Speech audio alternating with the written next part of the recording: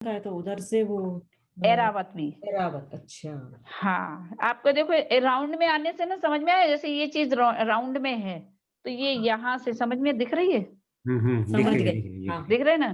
तो ये यहाँ से है, तो है। भरत क्षेत्र, तो इधर से बिल्कुल उधर से ऐरावत, क्या बताएगा? हाँ। इधर और इधर, ये दक्षिण में है भरत और ये उत्तर में है, हुँ, तो ये हुआ आपका भरत क्षेत्र। फिर हुँ, सेकंड वाली चीज़ अपने आप बड़ी होगी ना, राउंड होने की वजह से ये देखिए यहाँ चौड़ाई बढ़ेगी, हाँ, है ना? फिर थर्ड उससे भी ज़्यादा बढ़ेगी, फिर सेंटर सबसे ज़्यादा बड़ा, सेंटर हो गया ना ये, तो सबसे ज़्यादा सेंटर में विदेश क्षेत्र, और फिर वही वैसे ही कम-कम होता हुआ ये भरत और ये ऐरावत। तो जितना बड़ा यहाँ भरत क्षेत्र है, उतना बड़ा इधर ऐरावत क्षेत्र है। जितना इधर भरत क्षेत्र है, उतना इधर ऐरावत क्षेत्र है। फिर हुँ, इसके बाद सेकंड वाला जितना बड़ा हेमवत है, उधर हुँ, से उतना हिरण्यवत है। फिर यहाँ पे जितना हरि है, उतना वहाँ पे रम्यक, और विदेश क्षेत्र सबसे बड़ा। समझ में आ गई बात? ये राउंड के हुँ, हिसाब से समझ में आ गई? हाँ, जी, दीदी। हाँ, क्योंकि ये फर्स्ट में, फिर इधर सेकंड थोड़ा बड़ा होएगा, थर्ड उससे भी बड़ा होगा, चौथा उससे भी बड़ा होगा, फिर घटना चालू हो जाएगा। फिर से तो 1, 2, 3 इधर बराबर, 1, 2, 3 इधर बराबर, और बीच का सेंटर विदेश क्षेत्र। इतना समझ में आ गया? हम्म। हाँ। और अब हरि में हमेशा मध्यम भोग भूमि और हेमवत में जगन्य भोग। हाँ, हाँ, अब ऐसा जो भरत में व्यवस्था है, ठीक वैसी ही ऐरावत में, सेम बिल्कुल। तो भरत में जो कुछ भी, जैसे अपने यहाँ पे तीर्थंकर होते हैं, काल परिवर्तन होता है, तो ऐरावत में भी वैसा ही होता है। वहाँ भी तीर्थंकर होते हैं और काल परिवर्तन होता है। फिर हेमवत में क्या है? जगन्य भोग भूमि है। जगन्य भोग भूमि है। जगन्य माने सबसे थोड़ी हल्की वाली। तो हेमवत, तो यहाँ पर जो है हिरण्यवत में जगन्य भोग भूमि है। फिर हरि में मध्यम भोग भूमि, उत्तम मध्यम जगन्य तो आप समझते हैं ना? उत्तम माने द बेस्ट, हम्म। बेटर, और जो गुड है ना, गुड बेटर बेस्ट। तो जगन यहाँ पर आप ये समझिए, हेमवत में गुड, तो इधर भी हिरण्यवत में भी गुड, हरि में बेटर, तो इधर भी रम्यक में भी बेटर, और विदेश क्षेत्र बेस्ट, उत्तम। The best. और चूंकि विदेश क्षेत्र में इसलिए 2 भोग भूमि हो गई वहां भी, क्योंकि विदेश क्षेत्र इतना बड़ा है कि 2 भोग भूमि, एक उधर की तरफ, उत्तर की तरफ, एक दक्षिण की तरफ, 2 भोग भूमि हो गई। और पूर्व और पश्चिम की तरफ हो गए तीर्थंकर, कर्म भूमि। कर्म उत्तर और दक्षिण। कर्म भूमि है, तो लेकिन दीदी कर्म भूमि में चौथा काल रहता है दोनों हमेशा। भोग भूमि उत्तम है हाँ। विदेश क्षेत्र में। हाँ, दोनों उत्तम, हाँ, एक उस साइड है, तो एक इस साइड है, बीच में बहुत डिवाइडेशन है, ऐसा कोई बगल-वगल में नहीं है, वो तो करोड़ों मतलब हज़ारों लाखों योजनों वाली चीज़ें हैं। तो वो एक उत्तर की तरफ में भोग भूमि, वो बिल्कुल उत्तर कुरु, और इधर है देवकुरु, नाम भी उनके वही हैं, उत्तर कुरु और देवकुरु। तो उत्तर की तरफ उत्तर कुरु है, और दक्षिण की तरफ माने अपने भरत क्षेत्र की तरफ देवकुरु है। तो ये क्या हुआ, ये उत्तर दक्षिण हो गए। तो पूर्व पश्चिम में क्या है? तो पूर्व और पश्चिम में विदेश क्षेत्र, वो तीर्थंकर हैं, कर्म कर्म। भूमि है। हुँ, समझ में आ गई? पूर्व और विदेश क्षेत्र पश्चिम में तो हाँ, दीदी, ये विदेश क्षेत्र में बोल रही हो क्या, जहाँ पे वो 32 क्षेत्र हैं? हाँ, हाँ, हाँ। हाँ, हाँ। कर्म भूमि वाला है वो। कर्म भूमि में तो उत्तर और दक्षिण में तो भोग भूमि हो गई, और पूर्व और पश्चिम में कर्म भूमि हो गई। कर्म भूमि। हाँ, क्योंकि कर्म भूमि जहाँ तीर्थंकर होते हैं ना, हाँ, चौथा हाँ। काल रहता है वहां पे। अच्छा, समझ में आई? क्योंकि भोग भूमि में तो तीर्थंकर होते नहीं है, वहां तो वो कल्प वृक्ष होते हैं। तो उत्तर में और दक्षिण में तो हो गए आपके भोग भूमि, तो हुँ, जहाँ कल्प वृक्ष हैं, और पूर्व और पश्चिम में हो गई कर्म भूमि, जहां पर की तीर्थंकर होती हैं। 2 भोग तो भूमि, 2 कर्म भूमि। नहीं, नहीं, तो 32 क्षेत्र है ना, 8 है वहाँ पे। 8 अब कर्म। देखो, कर्म भूमि की गिनती में तो मत पड़ो आप, अच्छा, क्योंकि हाँ, फिर वो तो आपको बहुत वो हो जाएगा। तो आप ऐसा मानकर चलिए, मतलब कर्म भूमि में 16 पूर्व में है, 16 पश्चिम में है, अच्छा। 32। ऐसे 32 हो गए विदेश क्षेत्र। और ये तभी सिर्फ। तो तीर्थंकर होते हैं वहां पे कितने। वो जी। रचना फिर इसलिए थोड़ी सी समझने के लिए, वो डिटेल में फिर समझेंगे, तब आपको बताएंगे कि नंदीश्वर द्वीप, फिर 8वां द्वीप है जो पंचमेरु जो है, और जो सुमेरु पर्वत है, वो विदेश क्षेत्र के एकदम सेंटर में है। वो सुमेरु पर्वत है ना, हाँ, विदेश क्षेत्र को, है ना, पूर्व में, उत्तर में आपकी भोग भूमि, दक्षिण में भी भोग भूमि, पूर्व में विदेश क्षेत्र कर्म भूमि, और पश्चिम में भी कर्म भूमि, और एकदम सेंटर में जो है वो सुमेरु पर्वत है। और सुमेरु पर्वत पूरे मध्यलोक का सेंटर है, इसलिए सुमेरु पर्वत का विशेष महत्व है, पूरे मध्यलोक का सेंटर है वो। मतलब वहीं से पूरी के वो गिना जाता है। बस इतना समझ आना था, इसलिए हमने क्षेत्रों को साथ में लिया।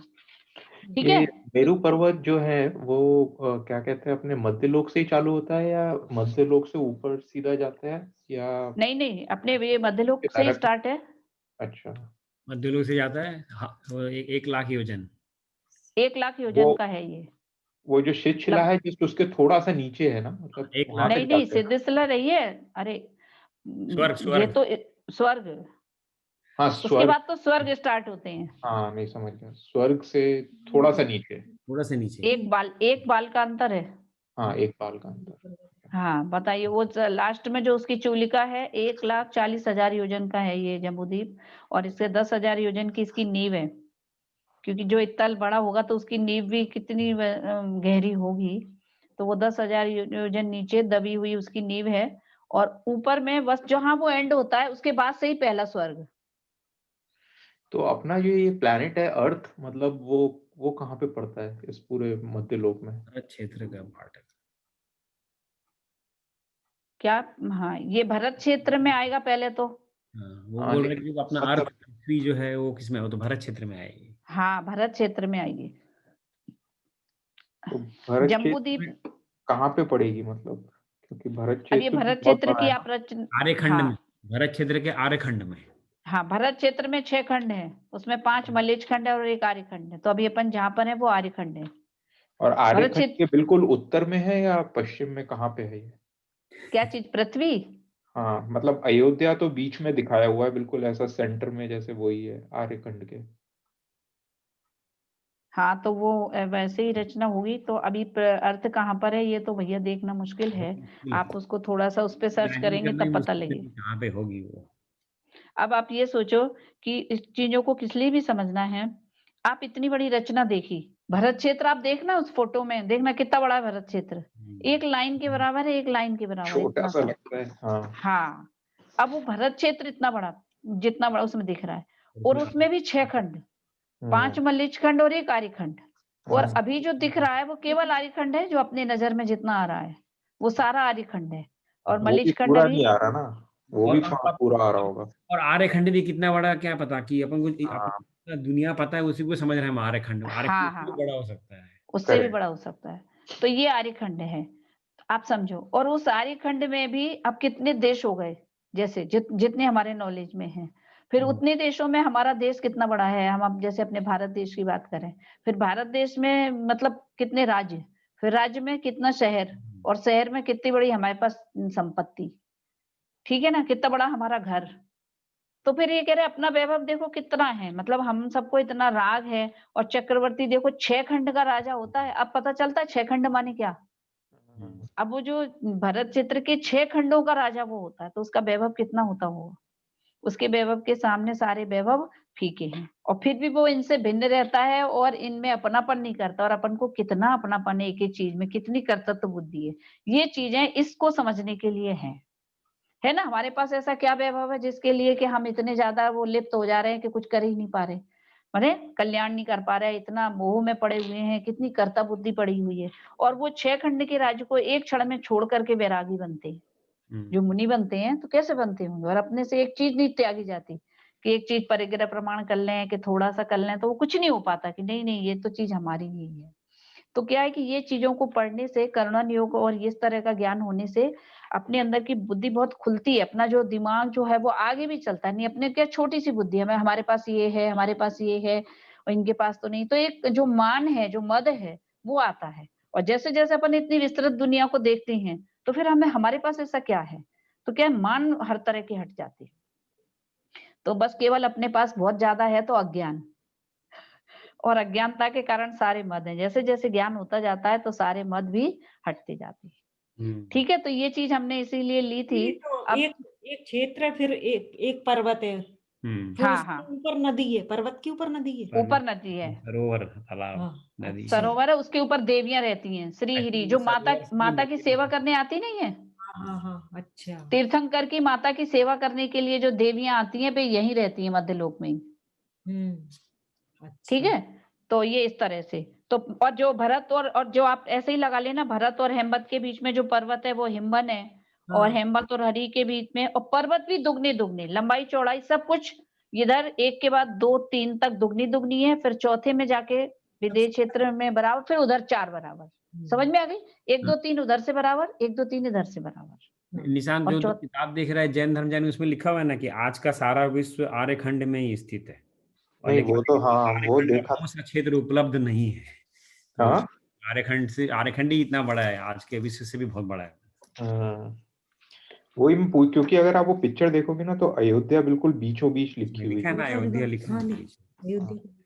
हाँ, और ये जो अयोध्या आप कह रहे हैं ना, अयोध्या और शिखर जी, समेत शिखर नहीं है? चंद्रशेखर जी, हाँ, शाश्वत 2 पर्वत हाँ, जो शाश्वत पर्व ये कैसे पता है? ये जो मतलब जो ये पृथ्वी है जिस पर अपना मध्यलोक है, तो जब प्रलय होती है ना, जब छठे काल के बाद प्रलय होती है, तो अभी तो यहाँ बहुत कचरा जम गया तो कुछ दिखता नहीं है, और जब वो प्रलय होती है तो पूरी पृथ्वी साफ हो जाती है, पूरी पृथ्वी साफ हो जाती है, इतना ज्यादा नदी पर्वत कुछ मतलब कुछ भी रहता नहीं है, ऐसे साफ हो जाती है वो। तो क्या हो जाता है कि फिर उसमें वो स्वस्तिक का चिन्ह बना है, जहां पर समेत शिखर है और अयोध्या है। समेत शिखर के लिए तो है ही, स्वस्तिक का चिन्ह बना है, तो वहीं पे फिर से पर्वत बन जाता है उस चित्रा पृथ्वी पे। और अभी तो इतना वो जमा दिख नहीं रही है, जब प्रलय के बाद में सारी सफा हो जाती है तो वो पृथ्वी पूरी स्पष्ट दिखती है और उस पर स्वस्तिक का चिन्ह दिखता है, तब फिर वहीं पे शिखर जी के पर्वत की स्थापना हो जाती है कि ये पर्वत है यहाँ पर, इसलिए वो शाश्वत पर्व है। जब जब प्रलय हो जाती है तो उसके बाद वो दिख जाता है कि ये यहाँ पर है, तो वो वहीं पर होता है। इसलिए अयोध्या और ये दोनों अनादि से वहां जहां है वो वहीं है, और बाकी चीजें तो प्रलय काल में अब कहाँ शहर बन जाएगा, कहाँ नदी बन जाएगी, कुछ पता नहीं चलता है, बदल जाते हैं, लेकिन ये कुछ भी बदलते। अयोध्या क्यों है? शिखर जी से तो चलो इतने गए अपने सब तीर्थंकर। जन्म जन्म जन्म अयोध्या जन्म नगरी है और वो मोक्ष जन्म नगरी है, अयोध्या में होता है एक्चुअली। सबका जन्म अयोध्या। बट ये पंचम काल में ऐसा नहीं हुआ है, सब तीर्थंकरों का जन्म हाँ, वो हुंडाव सर्पणी काल की वजह से, हुंडाओ सर्पणी काल के। हुंडाव सर्पणी काल की वजह से कुछ दोष हुए, तो केवल 5 तीर्थंकरों का जन्म हुआ है अयोध्या में, और बाकी के सब अलग अलग हुए हैं। ये तो वस्तु व्यवस्था में सब तीर्थंकरों का जन्म अयोध्या में ही होता है, ये होते हैं, और सबका मोक्ष शिखर जी से ही होता है। अब हमें ऐसे काल में आए बताइए जहाँ इतना सब कुछ मतलब बहुत अलग हो रहा है, नियमों से कुछ कुछ अलग होता है, हुंडाव सर्पणी काल कहती हैं। पर यहाँ पे कुछ अच्छा भी है, इस पंचम काल में अपन को इतना सुनने को मिल रहा है, सोचिए कितनी बड़ी बात है, मतलब दिव्य ध्वनि ही सुन रहे हैं अपन, क्योंकि यही वास्तव में तत्व चर्चा है। सुनने लायक बात तो यही है कि मेरा स्वरूप कैसा है। हाँ, आई थिंक वही इम्पोर्टेंट है और वही सबसे हाँ अच्छा है। हाँ, बाकी तो सब चीजें क्या है, मन नहीं लग मतलब आपकी नॉलेज के लिए, और इससे क्या है, ये जो चीजें पढ़ने सुनने से क्या है, भगवान के ज्ञान की महिमा आती है, विदेश क्षेत्र कैसा है तो अपना ज्ञान उधर जाता है, तो ये चीजें समझने से भी ज्ञान निर्मल होता है। और कर्मण योग भी इसलिए बहुत जरूरी है, जैसे कर्म है कैसे, ऐसे इतना ही जान लो कि कर्म बनते हैं, लेकिन जिनके अपने पास विशेष ज्ञान है तो अपन कहाँ लगाएंगे, तो यहाँ पर आप लगाते हो तो आपका उपयोग यहाँ पे आके बहुत सूक्ष्म होता है, आपकी पकड़ पे नहीं होती है, जैसे अभी आपने ये समझा तो, है ना? तो अब समझ में आ गया, अब है ना, कुछ कुछ क्लियर हुआ कि नहीं हुआ कि विदेश क्षेत्र कैसा है, उत्तर और दक्षिण में है भोग भूमि, और पूर्व और पश्चिम में है कर्म भूमि, और उसमें 16 है क्षेत्र है, लेकिन उन क्षेत्रों में तो 8 करके हैं, इधर 8 इधर 8, पूर्व में 16 पश्चिम में 16, और उन 16 में अभी 2 ही तीर्थंकर हैं, 2 पूर्व में है 2 पश्चिम में है, 4 हैं, इसलिए 4 हैं, और अभी क्षेत्र में मिला तो 20 हाँ अभी 4 ही हैं, बाकी जो 32 जो क्षेत्र है उनमें 32 तीर्थंकर हो सकते, इतने बड़े 32।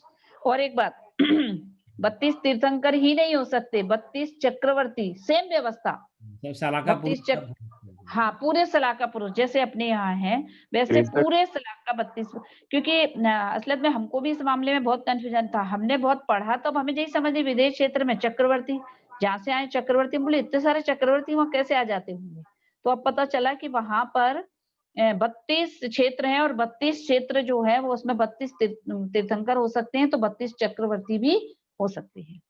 नारायण दीदी अभी कंफ्यूजन हो रहा है, जैसे आपने पहले बोला कि उसमें कर्म भूमि है, कुछ क्षेत्र कर्म भूमि है और कुछ क्षेत्र क्या कहते हैं भोग भूमि है, तो जो भोग भूमि है तो वहां पे कैसे हो गए, वहां पे तो नहीं भोग भूमि में नहीं है, कर्म भूमि में ही बता रहे हैं।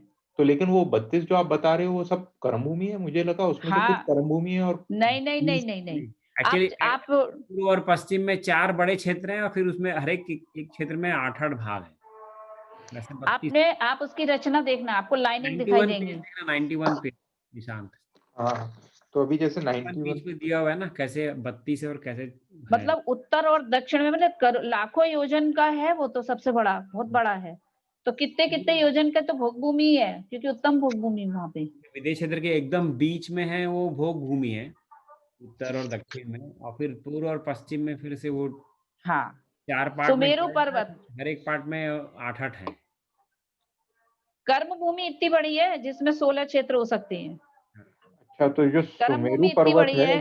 तो जो सुमेरु पर्वत है उसके जो चारों तरफ वो जो पूरा की पूरा स्क्वायर है, हाँ, वो पूरा की पूरा भोग भूमि है। वो उत्तर कुरु और देव कुरु दिया हुआ है। हाँ, उत्तर नहीं, उत्तर उत्तर कुरु कुरु देव और कुरु भोग भूमि है। हाँ हाँ, उत्तर हाँ, कुरु देव कुरु भोग भूमि है, और और जो पूर्व और 32 पश्चिम में क्षेत्र है, लाइनिंग दी होंगी। हाँ लाइनिंग दी है, वो जो 32 क्षेत्र है वो सारे के सारे हाँ, कर्म भूमि है। एक्चुअली उसमें उसको है। हाँ, पिक्चर को आड़ा करके देखिएगा तो समझ में आ जाएगा, उत्तर दक्षिण पूर्व पश्चिम दिखेगा। एक्चुअली पिक्चर वो किताब में जो है ना वो थोड़ा सा घुमा के दिया हुआ है पिक्चर, एक्चुअली उत्तर दक्षिण जो है वो पूर्व पश्चिम में है। नहीं, हमने जो है ना, फोटो भेजा है 25 आप वो लिखा हुआ है ना, देखना। एरो डाला हुआ है। हाँ हाँ हाँ। लेकिन पश्चिम वो हमने में जो किताब को फोटो सीधा भेजा है रख ना, के आप दिखेगा वो तो देखिए उल्टा आप। दिखेगा, ये बोल रहा था मैं। किताब को यदि सीधा रखेगा तो वो पिक्चर जो है वो उत्तर दक्षिण के हिसाब से नहीं लिखा हुआ है उसमें। हाँ, सही बात है। कि इसको ऐसे करके देखेगा, किताब को ऐसे करके देखेगा तो सही दिखेगा, हाँ, तो ऐसे बिल्कुल अगर साफ दिखता है। गड़बड़ दिखेगा। हाँ, हम्म। ठीक है, तो समझ में आई। चलिए, वो रचना भी अपन ने समझी। और विदेश क्षेत्र में इस तरह वो 32 तीर्थंकर हो सकते हैं, जो 32 क्षेत्र हैं उनमें, लेकिन अभी वहां पे 4 हैं। तो 2 पूर्व में हैं और 2 पश्चिम में हैं।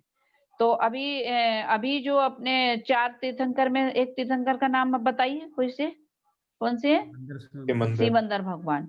तो जो सीमंदर भगवान में वो पूर्व विदेह में है, और अपने भरत क्षेत्र के सबसे निकट में आएंगे तो ये सीमंदर। और दूसरे हैं युगमंदर, सीमंदर, युगमंदर, बाहु और सुबाहु। जम्मू द्वीप में ये 4 हैं,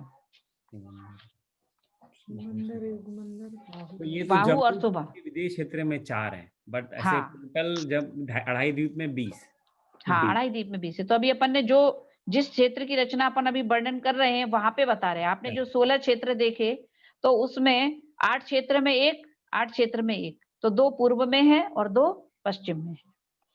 तो इस तरह से सीमंदर भगवान पूर्व में, और ऐसे। अरे, जब हमने अभी 20 तीर्थंकर विधान की पूजा करी, बाप रे, दिमाग खराब हो, मतलब समझ में नहीं आ रहा कि अब पूर्व विदेह में 2, फिर अब 2 को कैसे डिवाइड करें। तो पूर्व विदेह के उत्तर में, फिर पूर्व विदेह के दक्षिण में। अब बाप रे, अब ये बहुत कंफ्यूजन हो रहा है।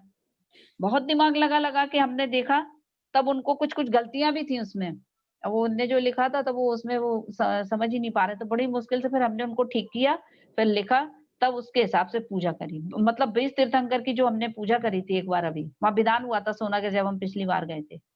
तो 20 तीर्थंकर अब कहाँ पर है वो, तो बताइए। अब जब एक को अपन समझने में इतने कंफ्यूज हो रहे हैं, तो फिर अब 2 जो सीमंदर इधर है, युगमंदर उधर है, तो ये कहेंगे पूर्व विदेह के उत्तर में, और वो कहेंगे पूर्व विदेह के दक्षिण में। फिर वो तो पश्चिम विदेह ऐसे ही के उत्तर में और पश्चिम ऐसे ही विदेह के दक्षिण। 4 क्षेत्र ऐसे ही तो बने, पूर्व में 2 भाग, हाँ उत्तर दक्षिण, पश्चिम में हाँ 2 भाग, उत्तर। हाँ, ऐसे। तो ये थोड़ा सा वो है, लेकिन इसमें दिमाग आप अच्छे से लगाएंगे, आप लोग को तो बहुत अच्छे से समझ में आ जाएगा। तो इसलिए चाहते हैं कि आप लोग अच्छे से समझें और समझाएं, जिससे क्या है कि लोगों को इस बारे में जो कंफ्यूजन है, मतलब अपने दिमाग में तो कम से कम क्लियर होना चाहिए कि विदेश क्षेत्र कहाँ पर है और तीर्थंकर कहाँ पर है। एक बात और इससे स्पष्ट हुई, टाइम बहुत हो गया, कि इसका मतलब क्या हुआ कि जितना बड़ा अपना भरत क्षेत्र है, विदेश क्षेत्र में ऐसे 32 क्षेत्र हो सकते हैं। क्योंकि अपने पूरे भरत क्षेत्र में एक तीर्थंकर होते हैं, है ना। अपना भरत क्षेत्र में एक तीर्थंकर होते हैं, इतना बड़ा एरिया, और पूरे श्रेष्ठ शलाका पुरुष होते हैं। और विदेश क्षेत्र में ऐसे 32 क्षेत्र हैं जहां पर 32 तीर्थंकर हो सकते हैं, 32 श्रेष्ठ शलाका पुरुष हो सकते हैं। तो 32 गुना तो पक्का है ना। प्लस कर्म भोग भूमि, वो जबरदस्त। तो यानी विदेश क्षेत्र कितना बड़ा होगा, है ना। तो वो समझ में आता है कि विदेश क्षेत्र बहुत बड़ा है। चलिए, अब इसीलिए कि अब यहाँ पर अपन आ जाते हैं रत्नकंड सापकाचार, पेज नंबर 70। एक क्वेश्चन और था दीदी, वहाँ के जो चक्रवर्ती होते हैं विदेश क्षेत्र के, वो तो 6 खंड की नहीं बोलते होंगे ना उनको? उनके भी 6 खंड है, पूरे सेम रचना। अच्छा, तो जैसे अभी ये 32 क्षेत्र है, तो हर क्षेत्र में 5 6 खंड है ललित खंड और 1 और आर्य 1 खंड, आर्य ऐसा है? खंड है, और उसमें अरे! नदियों, हाँ पूरा बहुत हर एक जैन क्षेत्र में भूगोल। पूरे हाँ, एक आपको यदि इस मामले में इंटरेस्ट है तो आप जैन भूगोल उज्ज्वला शाह की पढ़िए, आप बहुत इंटरेस्टेड, अभी हम वही पढ़ रहे हैं। तो अच्छा। बहुत अच्छा है, उसमें सारी रचना बहुत कुछ क्लियर है और आपको बहुत कुछ पता चलेगा और बहुत सारी जानकारियां आपको मिलेंगी बहुत अच्छी। जैसे कि सम्यक दर्शन कहाँ के लोगों को हो सकता है, कर्म जैसे का ना छायक सम्यक तो कहाँ से प्राप्त कर सकते हैं, पूरा बहुत अच्छा है। तो आप लोग देख लो, तो आप निकाल लेना, आपको तो मिल ही जाएगी। जैन भूगोल उज्ज्वला शाह की, और उसमें फोटो सहित मतलब चित्र भी जो दिए हैं वो बहुत अच्छे-अच्छे दिए हैं उन्होंने। और उसमें भरत क्षेत्र के जो 6 खंड हैं, वो कैसे बन गए, वो बताया कि कैसे नदियों की वजह से उनके 6 खंड हो गए, और ऐसे 6 खंड हर क्षेत्र में हैं। समझ में आ गई? अब सोचिए अपन कहाँ रह रहे हैं और अपनी बुद्धि कितनी है। तो दीदी भारत क्षेत्र में एट ए टाइम एक ही तीर्थंकर होंगे और 63 सलाह का पुरुष होंगे? हाँ, यहाँ एक ही होंगे और वहां पे होंगे। अब जैसे महावीर भगवान है, तो हम्म, ये हम्म, महावीर भगवान को हमने पढ़ा, महावीर भगवान के पूर्व भवों को पढ़ा, तो महावीर भगवान विदेश क्षेत्र के चक्रवर्ती थे। अच्छा। हाँ, पहले वो चक्रवर्ती थे विदेश क्षेत्र के, और फिर यहाँ पे उन्हें जन्म लिया। देखो जितने भी तीर्थंकर आ रहे हैं, कितना पुण्य ले लेके आ रहे हैं कि पहले वो चक्रवर्ती रह चुके, तो चक्रवर्ती पद का स्वाद लिया उन्होंने, तभी तो उन्होंने कहा कि हमने इतना भोग भोग लिया, इतना वैभव देख लिया और मन तृप्त नहीं हुआ, तो अब यहाँ पे इतनी छोटी सी जिंदगी में शादी करके क्या करेंगे। इसीलिए उन्होंने ब्रह्मचर्य धारण करा। समझ में आया ना? उनको बोलो इतनी 96,000 रानियों के संग भोग भोग कर भी तृप्ति जब नहीं हुई, वह हजारों देवियों के साथ में रह करके भी तृप्ति नहीं हुई, तो यहाँ पर अभी कितना सा तो जीवन और कितना भोग। तो इसलिए उन्होंने वहां पर वैराग्य लिया। भगवान महावीर के बारे में आता है ऐसे, इस तरह से जो यहाँ पर ब्रह्मचारी है, तो वो पूर्व के सब वो चक्रवर्ती बन बन के आए हैं सब, महावीर भगवान भी और शायद पारसनाथ भगवान भी। जैसे जैसे अभी रावण है, तो रावण क्या है अभी नरक में, पहले क्या बन चुका था, अभी नारायण बन चुका, प्रत नारायण बना था, है ना? अब यहाँ का प्रत नारायण था, और अब जाकर के वो अगले तीर्थंकर बनेगा। तो जब वो तीर्थंकर के पूर्व भव लिखे जाएंगे तो क्या बताया जाएगा कि पहले ये प्रत नारायण थे, है कि नहीं? ये प्रत नारायण थे और फिर इन्होंने ऐसे ऐसे करके तीर्थंकर पद की प्राप्ति करी है। ऐसा ऐसा पुण्य ले लेकर के आते हैं जीव। तो अपन जो सुने इधर से, तो क्या हमने क्या कि प्रथमन योग जानने से क्या होता है कि आदर्श हमारे वो बनने चाहिए कि देखो ये तीर्थंकर है, हमको ये कितने हमारे उनकी महिमा आनी चाहिए। आदर्श का मतलब हमको उनकी महिमा आनी चाहिए कि देखो कैसे कैसे पुरुष हो चुके हैं, कितना बड़ा ये खंड है और उसमें हमारे पास में क्या है, हम भी वैसे ही बने। तो इसकी प्रेरणा हमको मिलती है। प्रथमन योग भी बहुत जरूरी है, इसलिए ये जानना मतलब तीर्थंकर कौन थे, क्या थे, कहाँ से आए थे। और रचना जानेंगे तो कर्ण योग, वैसे भी चारों अनुयोग बराबर और चारों अनुयोग की बहुत जरूरत है। पूरे धर्म को समझने के लिए चारों अनुयोग चाहिए, अकेले मैं आत्मा हूँ सुनने से काम नहीं होगा, है ना? चारों तरफ से उसे समझा जाएगा, तब वो बात अपने को फिट बैठती है। ठीक है, चलिए अब अपन 70 पेज पे आते हैं, रत्नकर्ण सापकाचार की। पूरा सम्यक दर्शन की महिमा चल रही है, ये तो आपने देखा ही है। इस अब बता रहे कि जितना सब बता रहे हैं ना विदेश क्षेत्र के और ये तीर्थंकर और ये सब बनेगा इसे सम्यक दर्शन से। तो अब अपन सम्यक दर्शन की चर्चा करेंगे। ये आप देख रहे हैं कि कर्ण योग ऐसा है कि कितना टाइम लग गया उसमें, पूरा 1 पौन घंटा नहीं करते भी। इंटरेस्टिंग है ना ये जैन भूगोल भी लेना, हमें बहुत इंटरेस्ट है इसमें। नहीं, आप पढ़ना, आपको बहुत अच्छा लगेगा और आपकी बहुत सारी समस्याओं का मतलब जानकारियां उसमें बहुत अच्छी मिलेंगी। लेना आप जैन भूगोल, हम उसी का अध्ययन कर रहे हैं, काफी कुछ लिखा भी है इसलिए हमने उसमें बहुत बताया उसमें सब चीजें, नरक भी कैसे हैं, कहाँ हैं, स्वर्ग भी कैसे हैं, सब। अब 70 पेज पे अपना पढ़ रहा था, अब इन्होंने ये बताया था कि सम्यक दर्शन का क्या महत्व है। तो उसमें अपने पेज पर ये आया था कि क्या बताया था कि सम्यक दर्शन के बिना, ये सम्यक के बिना 70 पेज का नीचे से सेकंड लास्ट, सम्यक्त के बिना महिमा बताते हुए क्या बोला कि सम्यक्त के बिना बहुत अधिक भी संभाव, 11 अंगतंग का बहुत ज्ञान अभ्यास भी, बहुत उज्जवल चारित्र भी, घोर रूप किया हुआ तप भी, यदि कषायों की मंदता सहित हो तो भवनवासी व्यंतर ज्योतिषी देवों में तथा अल्प रिद्धधारी कल्पवासी देवों में उत्पन्न कराकर उन्हें चतुर्गति रूप संसार में भी भ्रमण कराते हैं। इसलिए सम्यक तो सहित ही श्रम बोध चारित्र व तप धारण करने से जीव का कल्याण होता है। कि बिना सम्यक दर्शन के मुनि भी बनते हैं या ऊंची तप घोर तप भी करते हैं तो भी भवनवासी व्यंतर ज्योतिषों में और कल्पवासी में अल्प रिद्धि वाले देव हो पाते हैं। सम्यक दर्शन के साथ ही वास्तव में रिद्धियां होती हैं। तो फिर एक प्रश्न आया कि मुनि बनते हैं जो, तो एक प्रश्न, मोही मुनि से निर्मोही श्रावक की श्रेष्ठता। अब कोई यहाँ शंका करता है जिसे सम्यक तो नहीं है किंतु चारित्र तप आदि ग्रहण किए हैं ऐसा मुनि उस गृहस्थ से जो आरंभ आदि में लीन है तो उत्तम होगा।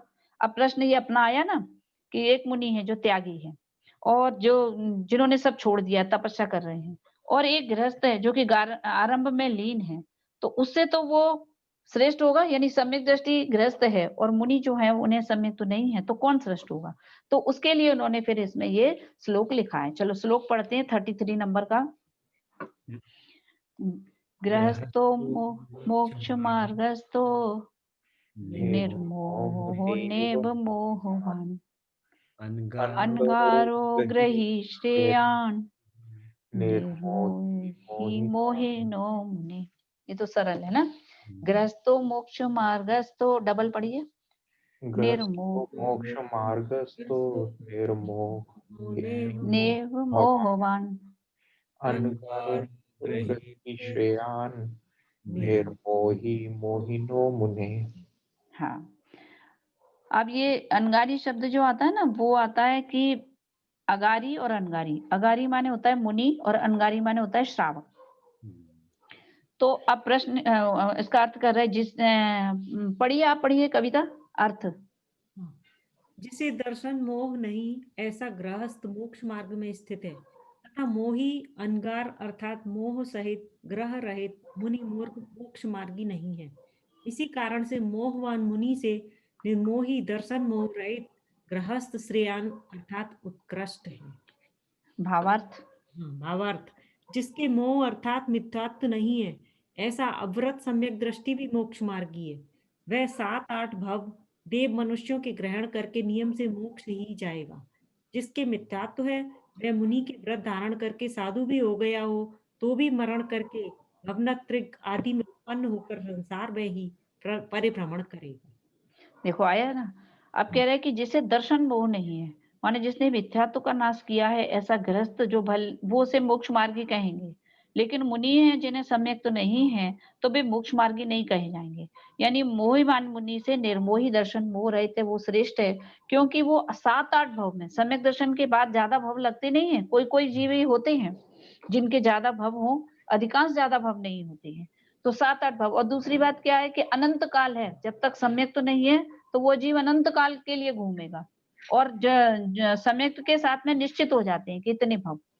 तो 7-8 भव में ही मोक्ष जाएगा, मनुष्यों के ग्रहण करके नियम से मोक्ष जाएगा। और जिसके मिथ्यात्व है वो साधु भी हो जाए तो क्या होगा, भवनत्रिक आदि में उत्पन्न होकर के, है ना, भवनवासी भी अंतर ज्योतिष आदि में ही भ्रमण करके संसार में परिभ्रमण करेगा। उसमें बताया था कि जो भवनवासियों के जो इंद्र होते ना, जैसे कि जो साधारण व्रत तप आदि करते हैं जिन्हें सम्यक तो भी नहीं है, और नॉर्मल तप आदि करते हैं, परिणामों की मंदता रखते हैं, तो उन्हें जो देवगति का बंध होता है तो वो देवगति के जैसे भवनवासी के व्यंतर आदि के नॉर्मल देव बनते हैं, सामान्य देव बन जाते हैं, सामान्य। और जो मुनि आदि भी हैं वो यदि भ्रष्ट हो जाती हैं, भ्रष्ट यदि हो जाते हैं तो वे भवनवासियों के इंद्र आदि बनते हैं। भ्रष्ट होकर मिथ्यात्व सहित बनेंगे ना, तो मिथ्यात्व जिनका छूट गया और उच्च तप आदि भी करे और बाद में मिथ्यात्व हो गए वो मिथ्या दृष्टि, तो वे जीव जाकर के भवनवासी आदि के इंद्र बनते हैं। माने इंद्र बनने के लिए भी बहुत वो चाहिए पुण्य, तो वो भी है। तो जो तप आदि करते हैं और जाते वह मिथ्या दृष्टि ही है। तो वो कह रहे हैं भवनवासियों के जो भवन है, देव है, और वहां का जो वैभव है वो भी बहुत है, लेकिन फिर भी वो कल्पवासियों से बहुत कम है। और बिना सम्यक दर्शन के यहीं पर जन्म हो सकता है, या कल्पवासियों में भी जाए तो बहुत अल्प रिद्धिधारी देव बनते हैं। इसीलिए क्या कह रहे हैं महिमा में क्या कहा गया, इसीलिए सम्यक दर्शन कितना जरूरी है। इसलिए सारा पुरुषार्थ काय के लिए करो, सम्यक दर्शन के लिए करना चाहिए। फिर चारित्र तो योग्यता के अनुसार होगा, जैसी जैसी फिर योग्यता बढ़ेगी, सम्यक तो यदि है जिस जीव को सम्यक दर्शन है, उस जीव की भावना अंतरंग में निरंतर चारित्र पाने की होती रहती है। भले वो प्राप्त नहीं कर पा रहा, ये अलग बात है, लेकिन उसकी रुचि अब संसार से हट जाती है, क्योंकि सब जीव सुखी होने की कोशिश करते हैं। हम सब भी जितना पुरुषार्थ कर रहे हैं सुखी होने के लिए, तो अब हमारी सुख किस में है? घूमने में, पैसे में, भोगों में। तो हमारा हर पुरुषार्थ देखो उधर की तरफ हो रहा है। और सम्यक दृष्टि ने सुख किस में देखा है? अपनी आत्मा में। उन्हें अपनी आत्मा में इतना सुख लगा है, तो उन्हें क्या लगता है कि मैं अपनी आत्मा को कैसे प्राप्त करूं? तो ये अंदर में जो ये लगन लगी रहती है, इसके बल पर ही वो आगे विरक्त रहते हैं अंतरंग में, श्रद्धा में। और धीरे-धीरे जैसे ही अपनी रुचि बढ़ाते हुए वो चारित्र को भी धारण करते जाते हैं। तभी तो 5वां गुण स्थान आता है। चौथे से 5वें गुण स्थान में कैसे जाते होंगे? अंदर में आत्मा की भावना लगी रहती है और धीरे-धीरे स्थिरता बढ़ती जाती है। तो फिर उनको विरक्ति भी होती जाती है और ऐसे ही 5वां गुण स्थान आता है और ऐसे ही फिर उनको 7वां गुण स्थान यानी मुनि बनने की भावना भी वही होती है। अब देखिए, दर्शन पावड़ नाम का ग्रंथ है, कुंद आचार्य के शायद 84 ग्रंथ हैं। उसमें जो 8 अष्टपाहुड़ हैं। अष्टपाहुड़ माने 8 हैं उनके। तो उसमें जो दर्शन पाहुड़ नाम का जो ग्रंथ है, उसमें उन्होंने लिखी इतनी सारी गाथाएँ। तो ये गाथाएँ तो सब प्राकृत में हैं, तो उन्हें तो अपन नहीं पढ़ रहे। 72 में इसकी हिंदी में अपन आ जाते हैं। 72 में हिंदी में पढ़िए, ये 2 कुछ के अर्थ पढ़ेंगे अपन। पढ़िए। जो सम्यक दर्शन से भ्रष्ट हैं, वे भ्रष्ट हैं। उनका अनंत काल में ही निर्वाण नहीं होगा। अनंत काल में भी निर्वाण नहीं होगा। जिनका सम्यक दर्शन तो नहीं छूटा, किंतु चारित्र से भ्रष्ट हो गए हैं, वे तीसरे भव में निर्वाण को प्राप्त करेंगे। सम्यक तो छूट जाने पर अनंत भव में भी संसार भ्रमण से नहीं छूटते हैं। अब ये कह रहा है, जो सम्यक दर्शन से भ्रष्ट हो गए वे वास्तव में भ्रष्ट हैं। वो अनंत काल के लिए घूम जाते हैं और अकेले चारित्र से भ्रष्ट हैं। सम्यक दर्शन तो है, लेकिन चारित्र नहीं है जिनका, वे तीसरे भव में निर्वाण को प्राप्त कर लेते हैं। ये कह रहे हैं चारित्र के बल पे, क्योंकि चारित्र जिनका छूटता है फिर वे दोबारा चारित्र करने की उन्हें प्रेरणा होती है। तो वे यदि चारित्र धारण करें तो तीसरे भव में निर्वाण को प्राप्त हो जाते हैं। और सम्यक दर्शन छूट जाए तो फिर वो बहुत ज्यादा समय के लिए घूम जाते हैं। तो पूरी महिमा इसमें सम्यक की बताई। और आगे पहले 7-8 भाव बोले सम्यक दर्शन, अब यहाँ पे बोल रहे कि तीसरे भाव में हो जाएंगे, तो समझा नहीं मेरे को। देखो वहां पे नहीं, वहां पे हाँ, या चारित्र की तरफ से कह रहे हैं। नहीं, वहां मतलब सम्यक दर्शन है और चारित्र छूट गया तो तब भी तीसरे भाव में निर्वाण हो जाएगा। देखो ये क्या कह रहे हैं कि सम्यक दर्शन तो नहीं छूटा, चारित्र से भ्रष्ट हो गए हैं। और तो क्या होता है, जो चारित्र से भ्रष्ट हो गए हैं वे दोबारा चारित्र को यदि पाल लें, मतलब ये समझना है, तो तीसरे भाव में, इतना आपको समझना पड़ेगा। सम्यक दर्शन है, हाँ सम्यक दर्शन है। देखिए अपन को जब सम्यक दर्शन भी छूट जाए, दोबारा आ जाए तो 7-8 भाव में निकल जाए। हाँ तो और देखो, और दूसरी बात, हाँ चारित्र भी पालते रहेंगे। एक बात तो बताएं, देखिए एक बात बताएंगे आपको, एक कहानी। एक माघ नंदी नाम के मुनि थे, बहुत बड़े आचार्य थे, बहुत बड़े मुनि थे, इतने तपस्वी। माघ नंदी सम्यक दृष्टि ज्ञानी, बहुत अच्छे। तो फिर क्या हुआ कि एक बार वो तपस्या कर रहे थे कर्मों की, यानी कह रहे कि परिणाम कितने संभालने पड़ते हैं। तो ये देखिए आप, तो वो क्या हुआ कि वो मुनिराज थे, तो वे तपस्या कर रहे थे। तो एक कुम्हार की लड़की थी, कुम्हार की बेटी थी, तो वो वहीं पे कहीं आसपास रहती होगी। तो कुम्हार ने क्या किया कि वो घड़े बनाए, बहुत सारे घड़े बना के रखे उसने, कुम्हार ने, और अपनी बेटी से बोल गया कि तुम इसको देखना। तो फिर वो उनने कुमार वो लड़की देख रही थी। अब क्या हुआ, पानी बरसने लग गया। तो वो बोली जाके मुनिराज को कि देखिए वो पानी बरस गया है, यदि तो मेरे जो क्या बोलते हैं घड़े हैं, मेरे पिताजी के जो घड़े हैं, तो वो जो है वो हो जाएंगे, खराब हो जाएंगे। तो आप कुछ करिए, आप तो इतने व्रती हैं, तपी हैं, और ऐसे उन्होंने बहुत कुछ बोला। तो इनकी कुछ आप व्यवस्था करिए, इस तरह से कुछ बोला उन्हें। तो वह मुनिराज का ध्यान कुछ इस तरह उनकी बातों पे आकर्षित हो गया। मतलब ज्यादा डिटेल में तो ये कहानी है नहीं और इसकी चर्चा भी विशेष नहीं है, लेकिन कहीं पर भी है तो थोड़ी सी है, तो वो हम आपको बता रहे हैं। तो उनका ध्यान एकदम से भंग हो गया और उनके अंदर तपस्याएं, वो रिद्धियां तो थी, तो उनने उस रिद्धि के बल पे क्या किया कि वहां पे आग जला दी। पानी का प्रभाव भी नहीं और आग जलने लग गई उधर में और घड़ों के बीच में। तो क्या हुआ कि वो आग ही जला दी। तो वो लड़की बड़ी खुश हुई और वो आग से क्या हुआ कि वे घड़े भी थोड़े से गर्म होने लग गए और पानी वहां पे बिल्कुल नहीं। तो अब वो लड़की जो थी वो आग के चक्कर मतलब बोलने लग गई है, ऐसे ऐसे करते आगे जा रही है और पीछे पीछे वो मुनि जा रहे हैं।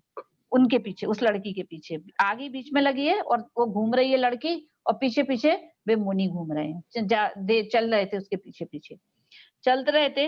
तो क्या हुआ कि उन लोगों ने उधर उसका वो पिता आ गया, तो पिता ने देखा तो पिता बोला कि तुमने तो हमारी लड़की के संग में आग के साथ में 7 चक्कर लगा लिए, अब तो तुम्हारी शादी हो गई मेरी बेटी के साथ और अब तुमको इसके साथ में रहना पड़ेगा। ऐसा वो पिताजी ने बोला, मतलब बहुत उनको वो किया जो कुछ भी, और खुद उनकी भी सहमति होगी, नहीं तो ऐसे क्या। और बोला कि नहीं अब आपको जो शादी हो गई है, मेरी बेटी का भविष्य क्या होगा और आपने तो चक्कर लगाए हैं अग्नि के सामने, तो ये तो शादी हो जाती है, ऐसे करके बहुत कुछ बोला और आपको इनके साथ रहना पड़ेगा। तो वे मुनि का उपयोग ऐसा भ्रष्ट हुआ कि वे उस लड़की के साथ रहने लग गए, कुमार की बेटी के साथ। मतलब जो मुनि थे और बहुत बड़े ज्ञानी थे, माघनंदी नाम है उनका, माघनंदी, और वे उनके घर रहने लग गए, कुमार के घर में गृहस्थ हो गए पूरी तरह से, माने चारित्र से भ्रष्ट हो गए। जी बात बता रहे थे कि चारित्र से भ्रष्ट हो गए, लेकिन फिर भी उनमें जो ज्ञान था, जो सम्यक दर्शन था, वो तो था ही।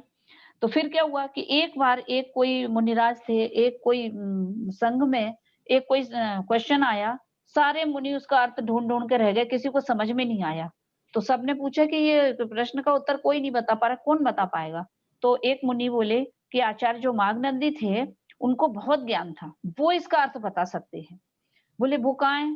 तो उन्होंने कि भैया वो तो अब मतलब वहां चले गए, वे तो गृहस्थ हो गए, उन्होंने तो सब कुछ छोड़ दिया और चारित्र से भ्रष्ट होकर वे गृहस्थ हो गए। तो बोले अच्छा ठीक है हम जा रहे हैं। तो वो गया, वो मुनिराज वो जो थे वो गए वहां पे और उन्हें आवाज लगाई कि यहाँ पर कोई वो मुनिराज रहते हैं, माघनंदी आचार्य कहाँ पे रहते हैं? तो वे अंदर थे। तो जब उनने देखा कि ये माघनंदी आचार्य शब्द बोला तो उनको एकदम क्लिक करा, उनको लग रहा था कि हमारी इतनी बदनामी हो गई होगी, अब हमें कौन स्वीकार करेगा, अब हमें क्या समझेगा। लेकिन जैसे ही उन्होंने कहा कि यहाँ पर क्या आचार्य माघनंदी यहीं पर रहते हैं क्या, तो उनने सुनी वो बाहर आए। बोले उनने कहा क्या काम है? उन्होंने कहा देखिए ये अर्थ हमको समझ में नहीं आ रहा है, आप मुझे इसका अर्थ बताइए। तो उनको बड़ा अच्छा लगा कि अरे अभी भी मुनि संघ में हमारी इतनी प्रभावना बनी है कि लोग हमारे ज्ञान को, हमारे आचरण को अभी भी समझते हैं और हम कहाँ पड़े हुए हैं इसमें। एकदम उनको वैराग्य जागृत हुआ और फिर से उनने छोड़ा सब कुछ, कमंडल उनका वहीं रखा ही था और उनने कमंडल उठाया, फिर से दीक्षा उनको मतलब दीक्षा लेकर के वो फिर से मुनि बन गए। ये आचार्य कुंद के समय के थे या पहले के थे, महाविद्वान थे और उन्होंने बहुत जो जितने अभी सूत्र है ना उसके क्या बोलते हैं ध्यान के, शुद्ध चिद्रूपो हम जो ये सब है, इनके बनाए हुए सूत्र थे, ध्यान के सूत्र, महाविद्वान। लेकिन इनकी जिंदगी में जो लाइफ में ये घटना हो गई, उस घटना के कारण इनका जो नाम जो है वो थोड़ा सा पीछे हो गया, बाकी ये बहुत आगे रहे। इसीलिए नहीं तो जैसे आचार्य कुंद का नाम आता है ना, कुंद आद्यो, तो इनका नाम होता माघनंदी का, इतने बड़े विद्वान थे। लेकिन चूंकि इनके जिंदगी में एक ऐसी घटना हुई, और अपने यहाँ तो है ही कि जब किसी को आदर्श बनाते हैं तो फिर ऐसा आदर्श बनाया जाए कि उसके बारे में कोई कुछ बोल ना सके, है ना। आचार्य भी ऐसे होने चाहिए कि जिनके जिंदगी में कुछ तरह का कुछ भी ऐसा मोमेंट आया हो तो फिर उसके जिक्र होने से उनकी श्रद्धा में कहीं कमी हो जाए, तो इसलिए उनका नाम नहीं आता। लेकिन फिर से वो मुनि बन करके ही फिर वो पंचम काल के मुनि थे, तो अभी देवगति में होंगे। तो इस तरह से बात हुई कि यदि कोई चारित्र से भ्रष्ट हो जाए तो उसे कोई थोड़ा सा समझाया जाए तो वो फिर से चारित्र में आ सकती है, सम्यक तो सही तो। लेकिन सम्यक दर्शन ही ना हो तो फिर वो अनंत काल में घूम जाती हैं, ये कह रहे हैं। आगे जो सम्यक रत्न से भ्रष्ट हैं, वे बहुत प्रकार के शास्त्रों को जानते हुए भी चारों आराधना से रहित होने के कारण संसार ही में भ्रमण करते हैं।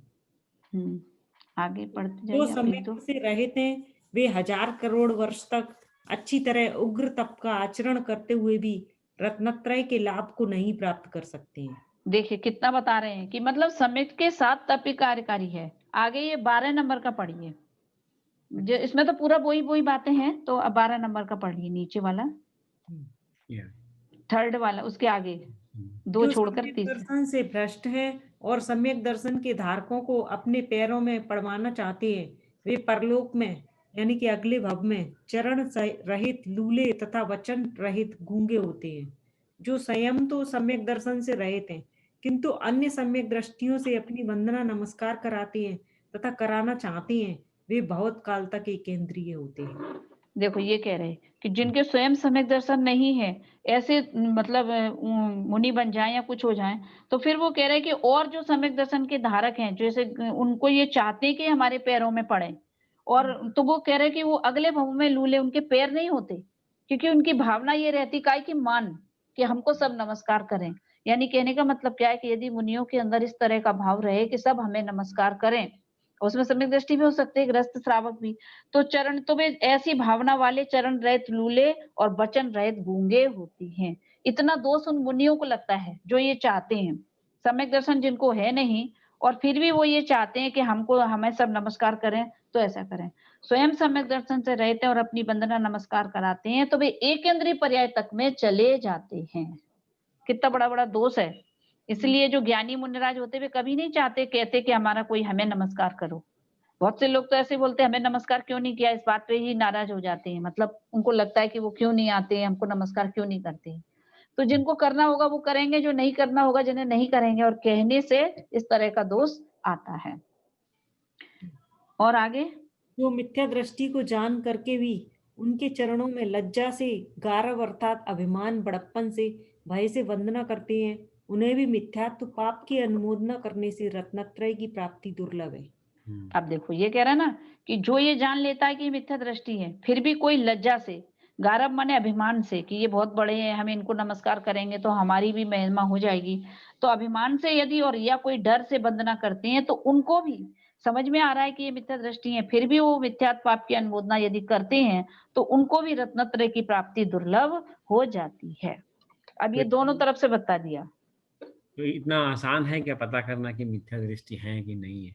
नहीं, तो ये कह रहे हैं, देखो इसलिए कहा कि अपने को पता यदि नहीं चलता है और सामने से आपको लगते हैं कि वे सच्चे हैं, तो आपको नमस्कार करने में कोई दोष नहीं है ना। यदि उनकी मुद्रा नग्न है और आप, जैसे अपन कहीं जा रहे हैं और अपने को कोई मुनि दिखे, तो अपन क्या करेंगे, तो अपन को कुछ मालूम ही नहीं उनके बारे में, तो कह रहे पहले वेश, द्रव्य लिंग, सामने क्या दिख रहा है, द्रव्य लिंग, तो द्रव्य लिंग में आपको नमस्कार करना चाहिए। पहले से हम कैसे कह दें कि ये कौन है, नहीं है।